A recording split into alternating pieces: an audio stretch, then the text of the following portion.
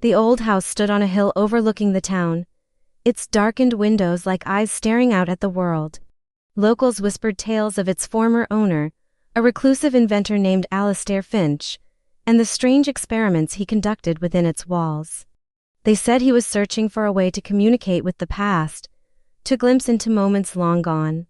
The house had remained empty for decades, a monument to ambition and mystery, its secrets locked behind rotting wood and rusted gates. One stormy night, a young historian named Clara, intrigued by the legends, decided to explore the abandoned Finch estate.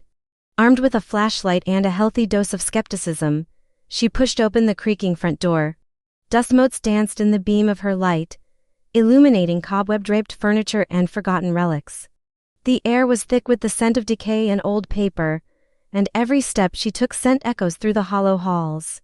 She had studied Finch's published works extensively, his theories on temporal mechanics dismissed by his peers as fantasy, but something about his obsession had always resonated with her. As she ventured deeper into the house, past parlors frozen in time and bedrooms where ghosts of memory seemed to linger, she stumbled upon a hidden laboratory in the basement. The door had been concealed behind a bookshelf, revealed only when she accidentally pressed against a particular volume. Wires snaked across the floor, connecting an array of peculiar devices to a large, ornate armchair positioned like a throne in the center. Glass tubes filled with strange liquids glowed faintly in the darkness, and clockwork mechanisms ticked softly, as if counting down the years. In the center of the room, a massive, swirling contraption hummed with a faint, ethereal glow. It was unlike anything Clara had ever seen, a marvel of antiquated engineering and unknown purpose, combining elements of Victorian craftsmanship with designs that seemed to defy the physics of its era. She felt an inexplicable pull towards it, a curiosity that overrode any lingering fear. Her academic training told her to document, to photograph, to preserve, but something deeper urged her forward. On a nearby workbench, she found Finch's journal, its pages filled with calculations, sketches, and increasingly frantic notes about breakthrough and failure. The final entry, dated the night he disappeared, simply read, "I must see for myself if I do not return. Let this work speak for me." Driven by an insatiable thirst for discovery, Clara sat in the armchair, her fingers brushing against the cold metal controls. The leather was cracked but still supple, molded to the shape of someone who had spent countless hours in this very spot. She hesitated for a moment, her rational mind screaming warnings about unknown technology and foolish risks. But then, with a deep breath, she activated the machine. The hum intensified, and the swirling contraption pulsed with a blinding light. Over what felt like weeks but might have been days, time seemed to move strangely in her disembodied state. She witnessed historical events firsthand.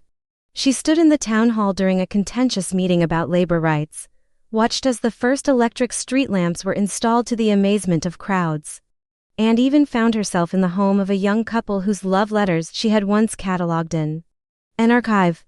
She met figures she had only read about in books, observing their humanity in unguarded moments, seeing them laugh, argue, doubt, and dream. She uncovered secrets long buried, corrupt officials, hidden romances, small acts of courage that never made it into the history books.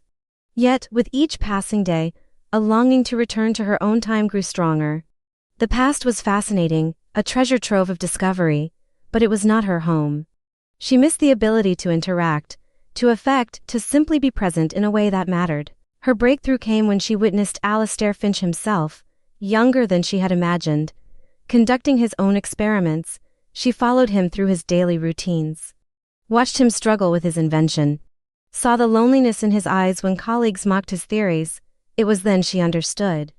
Finch had made the same journey, become the same observer, and had learned something crucial about the nature of his machine.